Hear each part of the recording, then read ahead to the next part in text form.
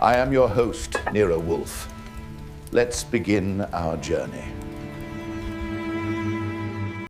I was at my desk, catching up on the bank statement and wondering if the price of oil shale stocks was going to do anything interesting when the doorbell rang. Normally, a ring at 11 in the morning is just the postman or a delivery of specialized potting soil for the plant rooms upstairs, but this ring had a certain jagged persistence to it. It sounded like someone who had been told no once too often in their childhood and was still trying to get even. I glanced at the monitor. The man on the stoop was wearing a charcoal fedora and a topcoat that cost more than my first car. He looked like he'd just swallowed a lemon and was blaming the sidewalk for the taste. I didn't move. In the oversized, custom-built chair behind the desk that dominated the far wall, Nero Wolfe was deep in a volume of Bulgarian poetry. Or perhaps it was a treatise on the diet of ancient Carthaginians with Wolfe. The more obscure the subject, the more likely he is to use it as a fortress against the outside world. He didn't even twitch an eyelid. To Wolfe, the sound of the doorbell between the hours of 9 and 11, his sacred time with Fritz in the kitchen, or his orchids on the roofies, a personal affront, a trespass on the sanctity of his soul. "It's a Mr. Julian Thayer," I said, checking the mental files I keep on people who think Thayer important enough to bypass an appointment. "He's the one who owns that investment firm on Wall Street, the one that smells like old money and new litigation." Wolfe didn't look up. "I am not available, Archie. You know the schedule." "He looks like he's about to vibrate off the step," I observed, "and he's carrying a briefcase that looks like it's handcuffed to his wrist. Or maybe he's just holding it tight enough to lose circulation. Should I tell him to go jump in the Hudson?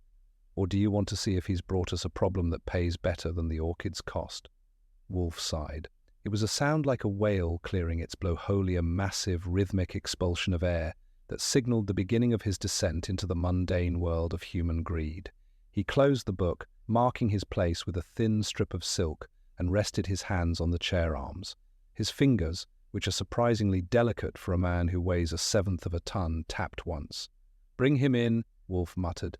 "But if he intends to discuss the fluctuations of the market, I shall charge him for the wear and tear on my ears." I went to the door, slid the bolt, and opened it. Thayer didn't wait for an invitation. He entered the hallway smelling of expensive tobacco and desperation. "Is he in?" Thayer demanded. He didn't look at me, he looked at the office door as if it were the entrance to a vault. "He's in, and he's grumpy," I said, taking his coat. "But then, he's always grumpy before lunch." "Straight ahead, Mr. Thayer.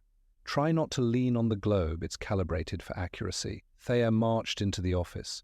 He didn't sit in the red leather chair immediately. He stood in front of Wolfe's desk, clutching that briefcase. He was a man in his 50s, with hair the color of a galvanized bucket and eyes that looked like they'd spent too much time staring at ticker tapes. Wolfe looked at him. He didn't say hello. He didn't offer a chair. He simply waited. It's one of Wolfe's most effective weapons, the silence that forces the other guy to start talking just to stop his own ears from ringing. "Mr. Wolfe," Thayer began, his voice thin and tight, "I am told you are a man of discretion. I am also told you are a man who finds things that do not wish to be found. I am a man who prefers to be left alone," Wolfe countered, his voice a low rumble. "However, since you have seen fit to interrupt my morning, you may state your business." "Archie." The notebook. I sat at my desk and flicked it open. "My firm," Thayer said, finally sinking into the red leather chair but keeping the briefcase on his knees, "is about to undergo a merger that will redefine the sector. But 48 hours ago, a series of private memoranda documents that exist only in physical form in my private safe began appearing in the hands of my rivals. Not copies, the originals." Wolfe's eyebrows rose 1/8 of an inch. A grand canyon of a gesture for him. "Theft? Without a break-in?" "The safe was not forced," Thayer whispered. "The combinations are known only to myself, my daughter, and my 2 senior partners. But it's not just theft, Mr. Wolfe. It's the method. The thief didn't take the documents to sell them. They are being returned to me, one by one, tucked into places they shouldn't be. I found the first one in my refrigerator. The second was under my pillow this morning." Wolfe leaned back. The chair creaked in sympathy, a psychological gambit. "Someone is demonstrating their reach. They are not merely stealing from you, Mr. Thayer. They are colonizing your life.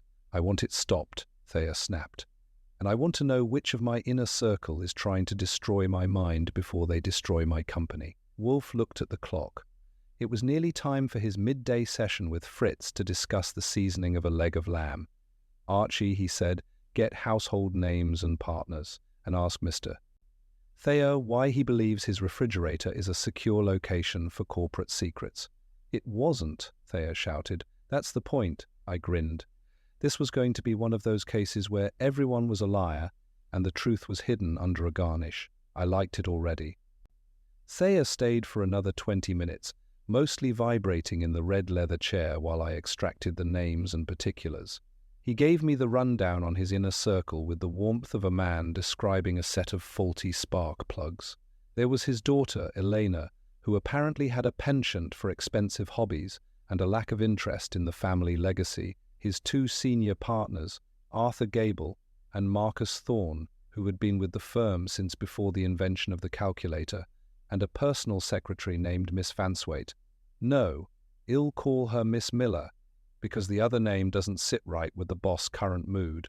Once Thayer had stomped out of the brownstone, leaving a faint trail of high-priced anxiety in the foyer, I stepped back into the office. Wolfe was staring at the wall map of the world, his lips moving slightly. He wasn't planning a trip, he was probably calculating the exact number of miles between himself and the nearest person who wouldn't try to hand him a stolen memorandum. He's a delightful character, I remarked, leaning against the edge of my desk. The kind of man who thinks a refrigerator is a filing cabinet for cold, hard facts. Are we taking it, or do I call him back and tell him we've decided to specialize in lost kittens? We are taking it, Archie, Wolfe grumbled, his eyes finally shifting to me. Not for Mr. Thayer's peace of mind, which is likely a barren landscape anyway, but because of the trespass. A man's private safe is a boundary. Violating it without force is an intellectual insult. It suggests a proximity that is unseemly. Unseemly is one word for it. Creepy is another. You want me to head down to Wall Street and start sniffing the upholstery? Not yet. If the documents are being returned to his home and his office, the perpetrator is comfortable in both environments. I want you to bring them here, all of them, under the guise of a preliminary security briefing.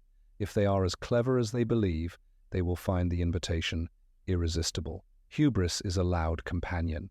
I spent the next hour on the phone leaning into my most persuasive Archie Goodwin, confidential assistant voice. By 3 o'clock I had the quartet lined up for a 5 o'clock session. Wolfe spent the intervening time in the kitchen with Fritz, arguing over whether the sprig of rosemary for the evening's lamb should be bruised or merely hovered over the pan. I stayed in the office, looking over the Moats ID taken on our 4 suspects. Elena Thayer arrived first. She was tall, blonde, and looked like she'd been born in a tennis outfit, though she was currently wearing a silk suit that probably cost more than my monthly salary. She didn't look worried, she looked bored, flicking a gold lighter open and shut until I asked her to stop for the sake of the rug. Then came the partners. Arthur Gable was a silver-haired fox with a smile that stayed strictly on his lips and never reached his eyes. Marcus Thorne was his opposite ashort, balding and sweating through a tweed jacket despite the cool spring air. They sat as far apart as the office furniture would allow, which told me all I needed to know about the partnership side of the business. Finally, Miss Miller arrived. She was sharp, efficient, and had eyes that missed absolutely nothing in the room, including the dust on the top of the globe that I'd been meaning to wipe off since Tuesday. She sat next to the door, hands folded over a leather portfolio that she gripped like a shield. The atmosphere in the room changed the moment Wolfe entered. He didn't walk, he materialized, his bulk moving with a silent, feline grace that always catches people off guard. He took his place behind his desk, adjusted his position until the chair reached the perfect level of sturdiness, and let his gaze sweep over the group. He didn't offer refreshments. He didn't offer apologies for the summons. "You are here," Wolfe began, his voice dropping into that register that makes people want to confess things they haven't even done yet, because Mr. Thayer is under the impression that his life is being rearranged by a phantom. "I do not believe in phantoms. I believe in people with keys, combinations, and motives." He paused, letting the silence stretch until Thorne started to fidget with his tie. "One of you," Wolfe continued, has been removing sensitive documents from a locked safe and returning them in a manner intended to cause maximum psychological distress. This is not the work of a common thief. It is the work of an intimate person, someone who knows the rhythm of Mr. Thayer's day, the temperature of his milk, and the exact placement of his pillow. This is absurd, Gable said, though his smile didn't waver. We are talking about a merger worth hundreds of millions. Why would any of us play parlor games with a refrigerator? Because, Wolfe said, leaning forward just an inch, power is not always measured in currency. Sometimes it is measured in the ability to prove that another man is vulnerable. Archie, show them the portfolio Mr. Thayer left in our care. I reached into my desk drawer and pulled out the leather case Thayer had dropped off an hour earlier. But as I opened it to show the recovered memos, I froze. The papers inside weren't the ones ID logged. They were blank sheets of stationery topped with a single hand-drawn image of an orchid-smashed flat under a heavy boot. The silence in the room was no longer quiet. It was heavy. Someone had gotten into the brownstone or into Thayer's briefcase before it reached us, and they hadn't just stolen the evidence. They had left a calling card specifically for Nero Wolfe. Wolfe's face went from its usual pale composure to a shade of granite. He didn't look at the suspects. He looked at the desk. Archie, he said, his voice dangerously soft. It appears the sanctity of this house has been factored into the thief's calculations. They have moved from Mr. Thayer's refrigerator to my office. Grave error. The silence in the office wasn't just the absence of noise. It was the kind of pressurized vacuum that makes your eardrums pop. Wolfe didn't move. He didn't explode. He just sat there, his eyes fixed on that drawing of the mangled orchid with a cold, rhythmic blinking that told me someone was currently being fitted for a digital noose. I've seen Wolfe angry, and I've seen him annoyed, but this was different. This was a man who had found a cockroach in his Montracket. Mr. Goodwin, Wolfe said, his voice so smooth it was terrifying, please ensure our guests are comfortable. It seems our conversation has moved beyond the mere recovery of corporate paper. Elena Thayer broke the spell. She let out a sharp, jagged laugh that sounded like glass breaking in a quiet alley. An orchid? Someone actually had the nerve to tweak the great Nero Wolfe? I almost want to shake their hand. Elena, sit down, Arthur Gable snapped. His fox-like smile had vanished, replaced by a thin, hard line. He looked at the drawing, then at Wolfe. Mr. Wolfe, I assure you, none of us had access to that briefcase once Thayer brought it here. If someone switched those papers, they did it before he arrived, or... He trailed off, his eyes darting toward the hallway. Or they did it here, Marcus Thorne finished, his voice trembling. He mopped his forehead with a handkerchief that was already past its saturation point. But that's impossible. This house is a fortress, isn't it? I leaned against the doorframe, crossing my arms. It's a fortress with a doorbell, Mr. Thorne. And today, the doorbell has been busy. But let's look at the lineup. We have a daughter who thinks this is a joke, two partners who look like Thayer mentally auditing each other's bank accounts, and Miss Miller, who hasn't said a word since she sat down. All eyes moved to the secretary. Miss Miller didn't flinch. She sat with her spine as straight as a ruler, her leather portfolio still gripped in her lap.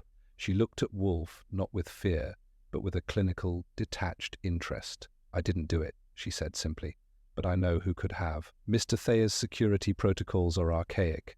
He trusts people based on how long he's known them, not on their current utility. That is a strategic flaw. A flaw you've noted, no doubt, Wolfe remarked, his fingers finally beginning a slow drum on the arm of his chair. Tell me, Miss Miller, you manage Mr. Thayer's schedule. You knew he was coming here. You knew the contents of that briefcase. I knew the contents because I filed them, she replied.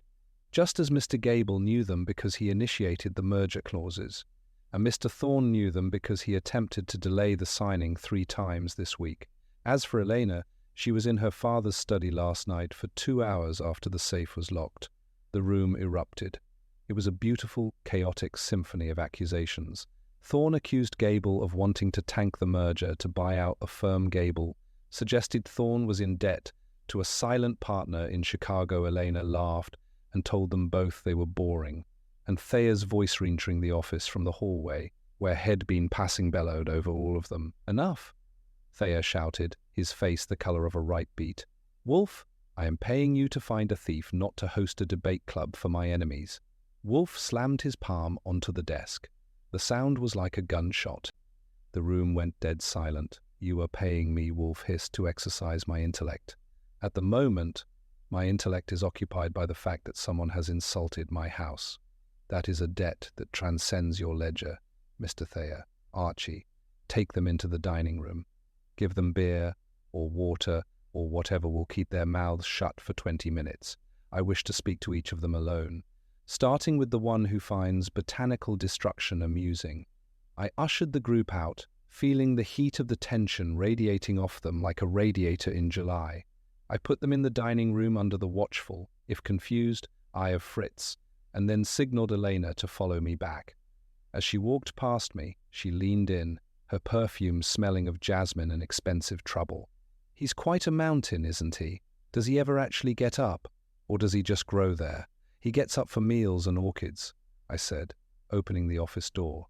"And right now, he's fresh out of both. Good luck." I watched her go in and shut the door. I stood in the hallway, listening to the muffled tones of Wolfe's interrogation. He was beginning the circle of suspects phase, where he pokes at the bruises to see who screams the loudest. I knew the routine. Head look for the crack in the logic, the one detail that didn't fit the pattern of a professional thief. Because this wasn't professional, this was personal. The orchid drawing proved that. It wasn't just about the merger, it was about the brownstone. Someone was playing a game with Nero Wolfe on his own turf, and as I looked at the 3 remaining suspects in the dining room, the sweating partner, the smiling fox, and the ice-cold secretary, I wondered which one of them was brave enough, or stupid enough, to think they could win. I spent the next 3 hours becoming intimately acquainted with the pavement of Manhattan and the various ways people lie when they think they are being clever. Wolfe had finished his indoor exercise of peeling the suspects like onions, and while he retreated to the plant rooms at 4 o'clock to commiserate with his remaining unsmashed orchids, I was sent out into the humidity to do the heavy lifting. My instructions were characteristically vague but demanding. I was to verify the geography of the safe opening and look for the smudge of human frailty that always accompanies a high-stakes merger. My first stop was the Thayer residence, a limestone pile on East 73rd Street that looked like it was holding its breath. The housekeeper, a woman named Martha who looked like she'd been carved out of a turnip, let me in with a scowl that suggested I was tracking in more than just city dust. I didn't mind. I spent 20 minutes in Thayer's study examining the safe. It was a Wallich Steiner, a beautiful piece of engineering that doesn't yield to anything short of plastic explosives or the right numbers. There were no scratches, no signs of a struggle. Someone who knew the dance had opened it. "Mr. Thayer says Miss Elena was in here late the night the first memo went walkabout," I said to Martha, who was watching me from the doorway as if I were planning to lift the rug. "Miss Elena is always here," Martha grunted, "looking for her allowance or her father's temper. She didn't take any papers. She wouldn't know a merger from a menu unless it had a price tag on it." I poked around the wastebasket and the edges of the desk. Nothing. But when I checked the refrigerator in the kitchen site of the first return, I found something Martha had missed. A tiny, translucent flake of green wax. Not the kind you find on a cheese wheel, but the specific, brittle wax used by high-end florists to seal the stems of exotic imports. I tucked it into a glassine envelope, feeling a small hum of satisfaction. From there, I headed downtown to the offices of Thayer, Gable, and Thorne. The atmosphere there was even worse. The air conditioning was humming at a frantic pitch, but the tension was thick enough to stall the elevators. I bypassed the receptionist and went straight for Marcus Thorne's office. I didn't knock. I've found that a sudden entrance often catches a man in the middle of a face he didn't want the public to see. Thorne was hunched over his desk, his hands trembling as he shuffled through a stack of ledgers. He jumped 6 inches when I cleared my throat. "Goodwin?" he gasped, clutching his chest. What are you doing here?" Mr. Wolfe said he would call. "Mr. Wolfe is busy talking to a phalaenopsis," I said, taking a seat on the corner of his desk. "I am the one who does the walking. You look like a man who's expecting a ghost, Mr. Thorne. Or maybe another memo. Thayer says you've been trying to stall this merger. Why? Is the view from the top too steep for you?" Thorne's face went from pale to a mottled purple. "I am protecting the firm." Gable is a shark. He doesn't care about the history of this house, only the liquidation value. If that merger goes through, I'm out. But I didn't steal anything. I am a partner, not a second-story man. A partner who's about to be a former partner, I noted. That's a lot of motivation for a little bit of safe-cracking. I left him sputtering and found Miss Miller in the central filing room. She was moving with the precision of a Swiss watch, sliding folders into cabinets with a rhythmic thud. She didn't look up when I approached. "You're wasting your time, Mr. Goodwin," she said, her voice cool and level. "Mr. Thorne is too cowardly to steal, and Mr. Gable is too arrogant to think he needs to. If you want the truth, look at the one person who isn't trying to hide their contempt for this entire proceeding. Yumian Elena. I mean the person who understands that the only way to hurt Julian Thayer is to make him look like a fool in front of people he respects. I spent another hour checking the flower shops within a 5-block radius of the Thayer home and the brownstone. At the third one, a boutique called the Gilded Lily, I hit pay dirt. A woman matching Miss Miller's description had bought a single rare orchid the day before. But the clerk also remembered a man silver-haired, charming, and wearing a charcoal fedora skin about the same delivery. I headed back to 35th Street as the sun was dipping below the skyline, painting the brownstones in shades of bruised purple. I had a pocket full of contradictions and a flake of green wax. As I walked up the stoop, I noticed a black sedan idling at the corner. It didn't have a license plate frame, and the driver was wearing a hat pulled low. I didn't stop to wave. I slipped inside, bolted the door, and went straight to the office. Wolfe was back at his desk, a glass of beer at his elbow, staring at the empty space where the stolen memos should have been. "The world is full of people who think they are invisible, Archie," he said without looking up. "Did you find the one who thinks they are a ghost?" "I found a lot of people who are scared of the dark," I told him, dropping my notebook on the desk. "And I think I found the person who bought your orchid. But here's the kicker. I think they bought it twice." Wolfe's eyes sharpened. "Twice? Explain."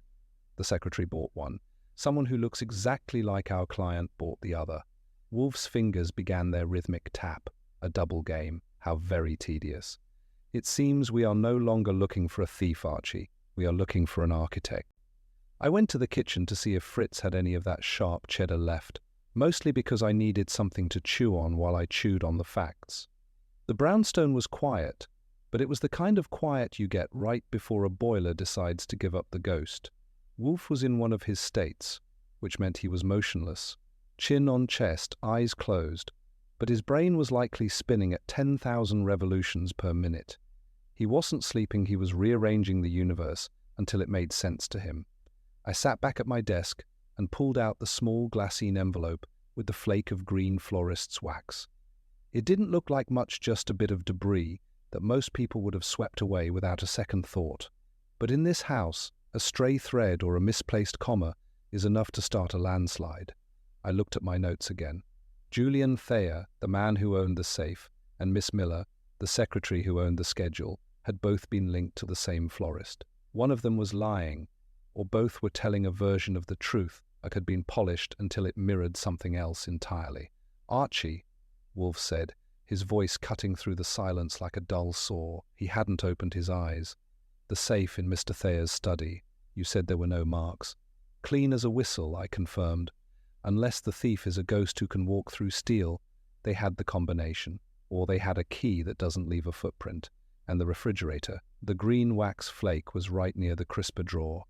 The same wax used by the Gilded Lily to seal their high-end orchid shipments. Miss Miller bought an orchid there. Someone who looks like Thayer also poked around. It's a bit of a coincidence, even for a city this crowded." Wolfe opened one eye. "Coincidence is the word fools use for patterns they are too lazy to decipher. Consider the geometry of the situation, Archie. The documents are stolen from a downtown safe or residence. They are returned to the residence. Then they are swapped within this very office. Moving paper is a physical act. To move paper into this house is a declaration of war." He shifted his weight, and the chair groaned. "I want you to look into the ledger, not the corporate one Mr. Thayer is so worried about, but the personal one. Check Arthur Gable's bank records. A man who smiles that much is usually hiding a deficit in his soul or his checking account. And find out where Marcus Thorne was at 3 o'clock yesterday morning. He told us he was sleeping, but his eyes were bloodshot in a way that suggests the streetlights of 2nd Avenue, not a pillow. You think Thorne is the one who's been sneaking into kitchens? I asked. He doesn't look like he could sneak into a bakery without setting off every alarm in the neighborhood. Appearance is a costume, Archie. You of all people should know that. Now, go. And on your way out, tell Fritz that the lamb must not be served until the mint sauce has reached the proper degree of acidity. It was lacking on Tuesday. I headed back out. The black sedan ID noticed earlier was gone, which made me feel even less comfortable than when it was there. I spent the next 4 hours doing what I do best, leaning on people who don't want to be leaned on. I started with a contact at Gable's banker guy, who owes me a favor from a gambling debt I helped him clear 2 years ago. It turns out Arthur Gable wasn't broke. In fact, he was flush, too flush. Had received 3 large wire transfers from an offshore account in the last month, all of them timed perfectly with the merger negotiations. Then I tracked down the night doorman at Marcus Thorne's apartment building. $10 and a bit of Yankees talk got me what I needed. Thorne hadn't been in his bed by 3 a.m., had been seen getting into a cab, looking agitated and carrying a briefcase that he was clutching like it contained the last oxygen tank on Earth. But the real kicker came when I returned to Miss Miller's apartment in Chelsea. I didn't go in, I just watched from across the street. Around 7 o'clock, a car pulled up. It wasn't Thayer and it wasn't Gable. It was Elena Thayer. She went inside, stayed for 10 minutes, and came out looking like Shed. Just won a bet she wasn't supposed to take. I felt the pieces shifting in my head. The geometry wasn't a circle, it was a web, and the person at the center wasn't necessarily the one with the loudest voice. I walked back to the brownstone under a sky that was threatening to turn into a full-blown thunderstorm. The air was heavy, smelling of ozone and wet pavement.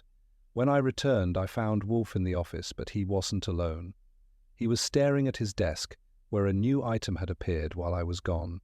It was a small silver key, resting right on top of his notebook. "Where did that come from?" I asked, feeling the hair on the back of my neck stand up. "It was delivered," Wolfe said, his voice flat, "by a messenger who claimed it was a gift from a friend. It fits my desk drawer, Archie, the one I keep locked, the one that was locked when I went to the roof an hour ago."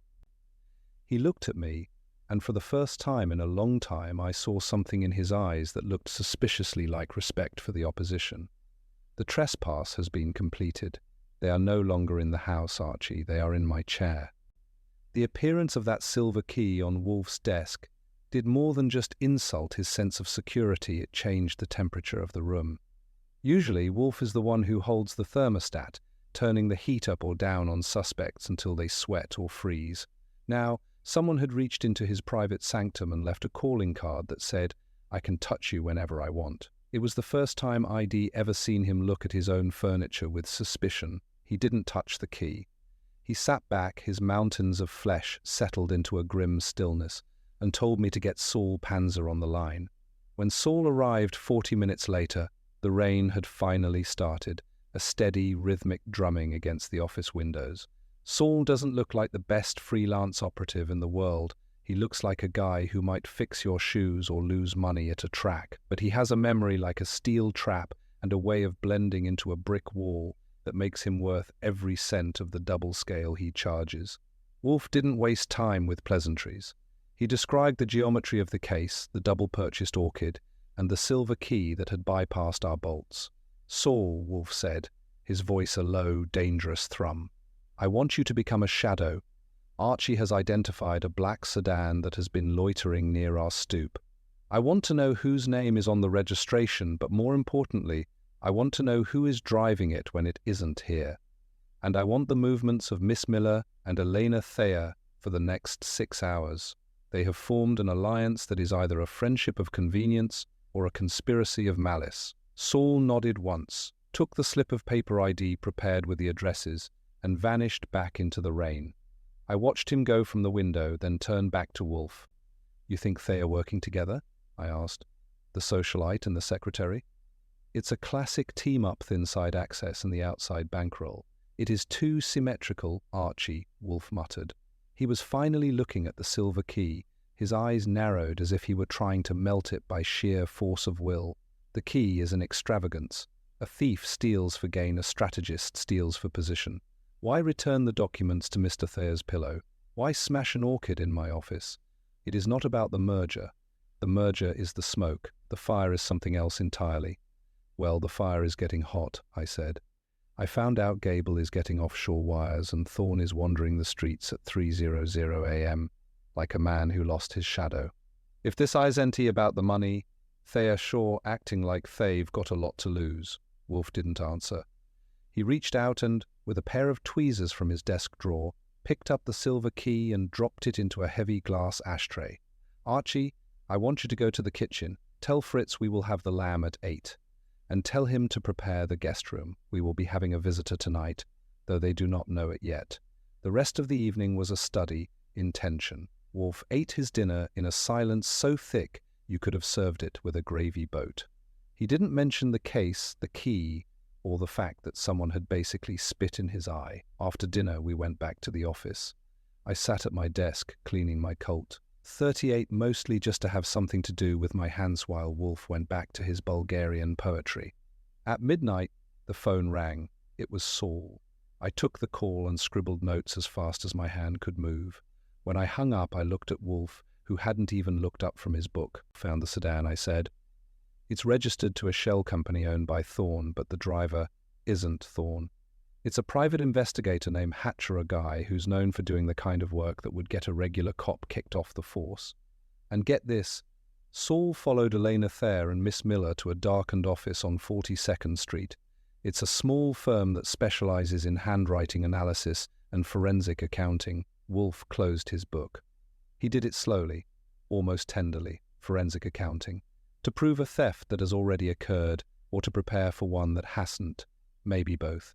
But here's the kicker, boss. Saul saw Arthur Gable go into that same building 10 minutes later. They are all there. It's a regular party. Wolfe's lips moved in a way that might have been a smile if he were capable of such a common emotion. "They are not partying, Archie. They are panicking. The predator has realized that the trap they set for me has caught their own foot. It is time to give them a venue for their explanations. Call them, all of them. Tell them that if they are not in this office by 9 o'clock tomorrow morning, I shall turn the silver key over to Inspector Cramer with a full explanation of its origin." "And the guest room?" I asked. "For Mr. Thayer," Wolfe said, standing up with a monumental effort. "He needs to be kept where I can see him. He is the only one who hasn't lied to us yet, and in this case, that makes him the most dangerous person of all." By the time 8 o'clock rolled around the next morning, the air in the brownstone felt like the inside of a drumhead. Wolfe had been up since 6, which for him is practically the middle of the night, but he hadn't spent the time in the plant rooms. Instead, he had been sitting in his office, staring at the silver key in the glass ashtray, as if it were a specimen of a particularly repulsive insect. He hadn't touched his breakfast, which meant Fritz was wandering the halls, looking like he'd been told the kitchen was being turned into a gymnasium. I had spent my morning doing what Wolfe calls positioning, which is really just a fancy word for making people uncomfortable. ID placed there in the front room with a copy of the Times and a cup of coffee that he was holding with both hands to keep them from shaking. Head spent the night in the guest room, and while the bed was comfortable, his conscience clearly wasn't. He looked like a man who had realized he was the only one in a room full of people holding a smoking gun, and he didn't even remember owning a holster. "Archie!" Wolfe shouted, his voice echoing from the office. "Is the perimeter secure?" "As secure as a house full of nervous millionaires can be," I said, walking in. "Gable is on the stoop now, looking like he wants to check the door for traps. Thorne is in a taxi 3 blocks away. Saul just radioed in and our 2 ladies are arriving together in a car that Elena is driving like she's trying to break the sound barrier. We're all set for the big reveal, assuming nobody decides to make a break for the border." Wolfe didn't answer. He adjusted his blotter by a fraction of an inch and settled into his chair. This was the part of the case he actually enjoyed, the orchestration of human vanity. He wasn't just going to solve a mystery, he was going to conduct a symphony, where the only instruments were the suspect's own lies. When they arrive, Wolfe instructed, do not show them in immediately. Let them sit in the front room together for 10 minutes. The friction of their mutual suspicion will do more to erode their defenses than any interrogation I could conduct. And Archie keep the silver key on the desk. Right where the light hits it, I followed orders. I let them in one by one, watching the chemistry of the room become toxic. Elena and Miss Miller sat on the sofa, looking like they were sharing a secret that neither of them liked. Gable took the armchair furthest from the window, and Thorne paced the rug until I told him he was going to wear a hole in the pattern. Nobody spoke. The only sound was the ticking of the grandfather clock and the heavy, rhythmic thud of Wolfe's footsteps as he made his final preparations in the office. At exactly 9 o'clock, I opened the double doors. The Mountain will see you now, I announced. They filed like they were headed for a firing squad. Thayer came in last, looking at his partners and his daughter with a mixture of betrayal and bewilderment. Wolfe waited until they were all seated, Thorne fidgeting, Gable smiling that razor-thin smile, and the women watching Wolfe like he was a ticking bomb. Wolfe let the silence hang. He let it stretch until Thorne looked like he was going to scream. Then he took the silver key with the tweezers and held it up to the light. This, Wolfe began, his voice a low melodic rumble, is a masterwork of psychological theatre. It was delivered to my desk yesterday afternoon. It fits the lock of my private drawer. It was intended to show me that my house, like Mr. Thayer's safe, is a sieve, but it did something else. It revealed the architect's signature. He turned his gaze toward Arthur Gable. Mr. Gable, you have been receiving offshore transfers. You believe you are being paid to sabotage the merger, but you are wrong. You are being paid to be a decoy. You are the man everyone was supposed to suspect. Then he looked at Thorne. And you, Mr. Thorne, have been wandering the streets at night because you were following someone. You thought you were protecting the firm by spying on your partners. You were merely providing the cover for the real trespass. Wolfe leaned forward, his bulk casting a massive shadow across the desk. The theft of the memos wasn't about money. It wasn't about the merger. It was about the destruction of Julian Thayer's credibility, so that the person who really controls the firm, the one who has been quietly buying up the secondary shares under a dozen different names, could step into the vacuum. And to do that, they needed to prove that even Nero Wolfe could be bypassed. He looked at the two women, Elena, Miss Miller. One of you bought the orchid, the other delivered the key. But only one of you realized that the other was planning to double-cross you the moment the ink was dry on the merger. The temperature in the room dropped 10 degrees. I put my hand near my pocket, just in case. The positioning phase was over. We were into the assembly of the ungrateful, and I had a feeling the next 5 minutes were going to be very loud. The office felt like a courtroom where the judge had already decided on the gallows.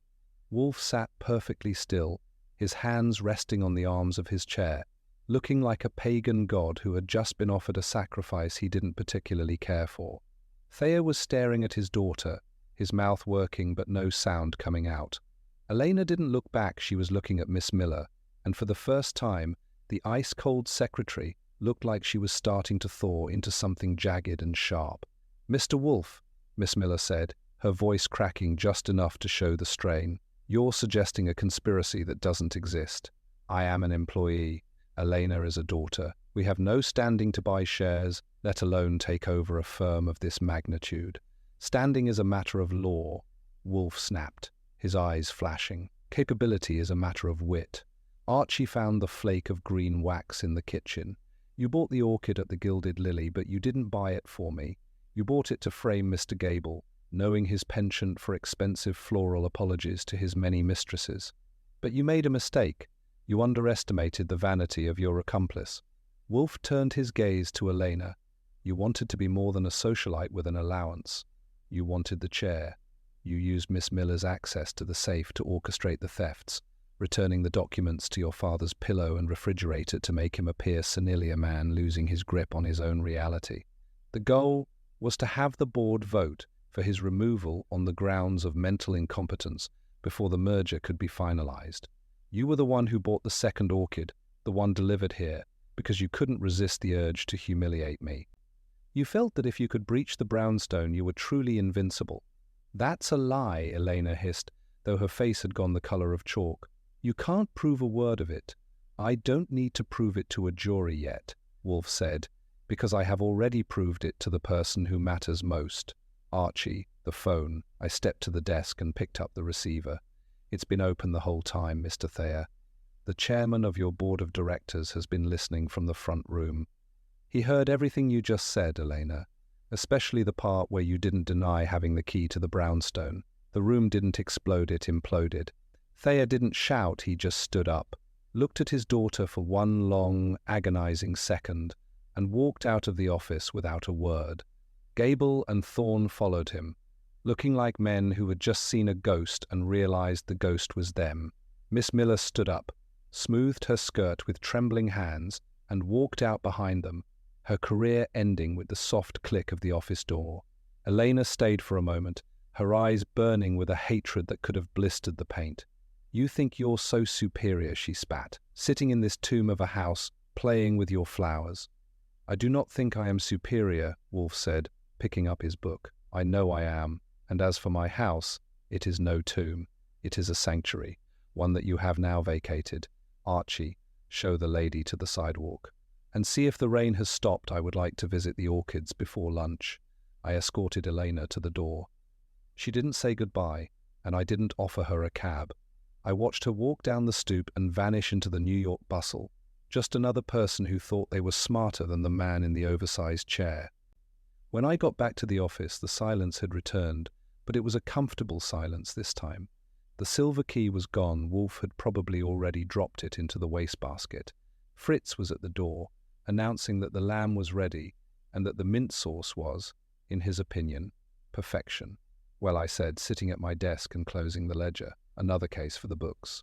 Thayer's reputation is intact, the merger is back on, and you've got enough of a fee to buy a whole new wing for the roof. Any profound reflections on the nature of human folly?" Wolfe stood up, his bulk moving with that slow, deliberate grace. He paused at the door, his hand on the frame. "Human folly, Archie, is the only renewable resource in this city. It is a pity it doesn't taste better with a light glaze. Come. The lamb is waiting, and I believe I have earned a second helping of the salad." I followed him into the dining room. The brownstone was quiet again, the sanctity restored. As for the mystery, it was just another day on West 35th Street where the only thing more certain than the orchids blooming was the fact that Nero Wolfe would always have the last word. I went back to the office to tidy up the wreckage of the morning.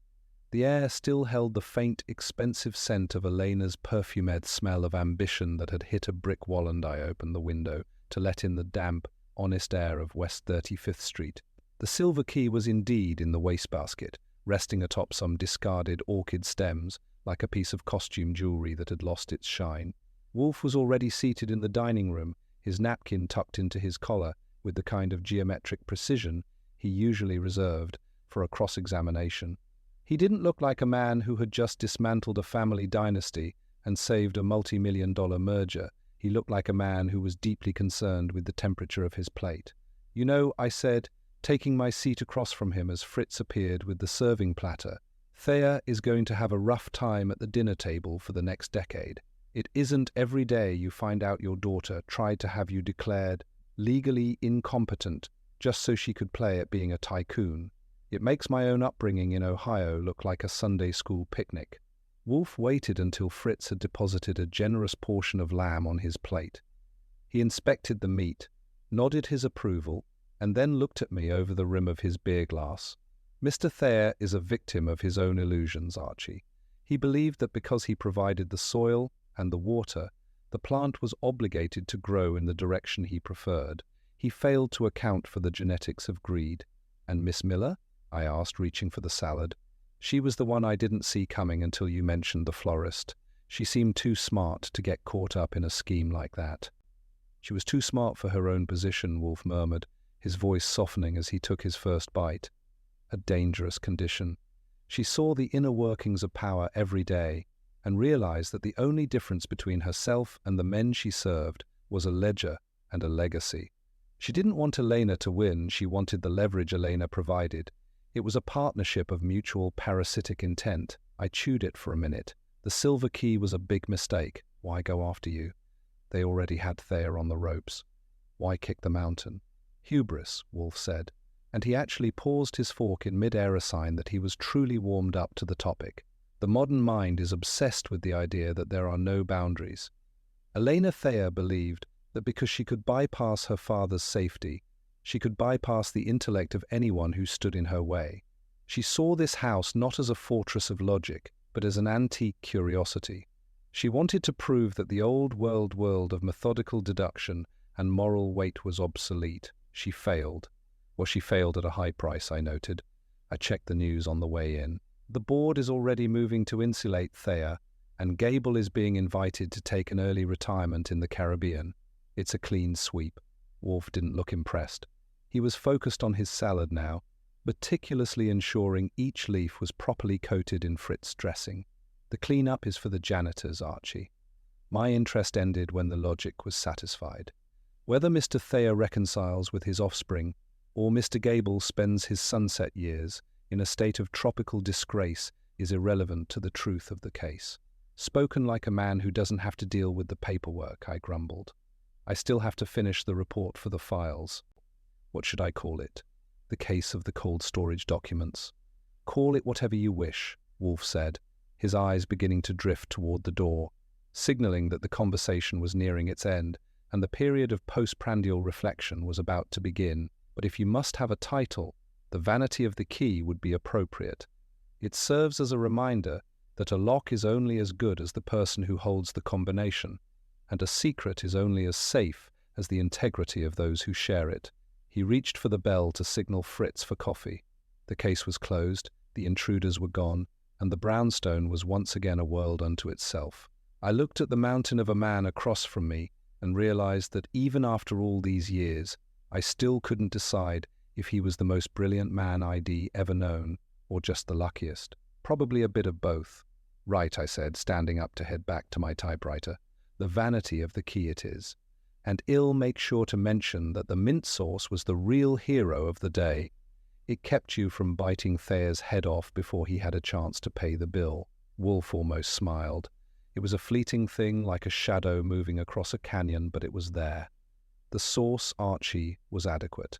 The justice, however, was sublime. I left him for his coffee and his silence. Out in the hallway, the grandfather clock chimed the hour, steady and sure, marking the time in a house where some things never change, and thank heaven for that. The dishes had been cleared, leaving only the faint, comforting aroma of Fritz coffee and the lingering scent of a well-roasted lamb. Wolfe sat in the dining room, his eyes half closed, a picture of immense satisfaction that only comes to a man who has successfully defended his dinner and his dignity in the same afternoon. The rain had ceased, leaving the street outside glistening under a pale New York sun, and for a moment the world felt as though it had been scrubbed clean of all its messy human complications. I leaned back in my chair, nursing my second cup of coffee and watching the sunlight play across the silver cream pitcher. You know, the thing that really gets me is the effort, I said, breaking the silence. To go through all that florist, the stakeouts, the psychological warfare with the refrigerator just, to try and prove you're the smartest person in the room. It seems like a lot of work for a very small trophy. Wolfe stirred, his massive shoulders shifting under his yellow silk vest. Work, Archie, is the price one pays for a lack of imagination. Had Miss Thayer possessed a grain of true intellect, she would have realized that power is not a prize to be stolen from a safe, it is an equilibrium to be maintained. By disrupting her father's equilibrium, she destroyed the very structure that supported her own existence. It was not an act of ambition, but an act of suicide. Tell that to the board of directors, I remarked. They seem to think it was a sophisticated coup. They've been calling the office every 10 minutes wanting to know if you have any additional insights into the firm's future security. I told them you were currently in a deep consultation with a leg of lamb and shouldn't be disturbed. Wolfe grunted, a sound of mild approval. Their security is their own concern. I am not a night watchman for Wall Street. I have returned their papers and identified their parasites. If they cannot manage their own house from now on, they deserve the chaos that follows. A safe is only a deterrent to the honest to the dishonest. It is merely a challenge. And the key? I asked, thinking of the silver trinket now buried in the trash. It was a nice touch, a bit theatrical maybe, but it definitely got your attention. Do you think she actually had a copy made of your desk key? Or was it just a bluff? It was a replica, Archie. Likely fashioned from a wax impression taken during her brief, unescorted moment in the hallway during our initial meeting. A trivial feat for someone with her resources and a lack of scruples, but it was her undoing. To use a key, one must understand the lock. She understood the mechanics, but she failed to understand the man who keeps the door. He pushed his chair back, the heavy wood groaning against the rug. It was the signal that the dining room was now officially closed for the day. He stood up, adjusting his sleeves, and headed toward the door. As he passed the hall mirror, he paused for a fraction of a second, not to admire himself, but to ensure that everything in his world was back in its proper place. "I am going to the roof," he announced. "The Catelier Messier requires attention after this morning's neglect. I do not wish to be disturbed unless the house is actually on fire or the bank has collapsed. And Archie reminds Fritz that for tomorrow's lunch, I would like the trout. Fresh, not frozen. If the market cannot provide it, I shall be forced to reconsider my opinion of the local economy. Fresh trout, no fire, no bank failures." "Got it," I said, watching him head toward the elevator. I walked back into the office and sat at my desk. The typewriter was waiting for me, and the ledger was open. I looked at the blank page, and then the window. Down on the sidewalk, a kid was chasing a hoop, and a taxi was honking at a delivery truck. It was business as usual in town. Inside the brownstone, the silence was thick and comfortable, the kind of silence that only comes when the gears of logic have finished their turning and the truth has been filed away. I started to type, the rhythmic clack of the keys filling the room. It was a good story, even if the client was a bit of a pill and the villain was a spoiled socialite. In the end, it wasn't about the money or the merger. It was about the fact that on West 35th Street, you can break a safe, you can break a heart, and you can even break a rule, but you can never, ever break Nero Wolfe. I reached the end of the page, pulled it from the roller, and laid it on the pile. The sun was starting to dip, casting long, peaceful shadows across the rug. I reached for my hat and thought about getting a sandwich at the corner deli. After a day of watching Wolfe eat like a king, a man needs a little honest rye bread to remind him he's still human.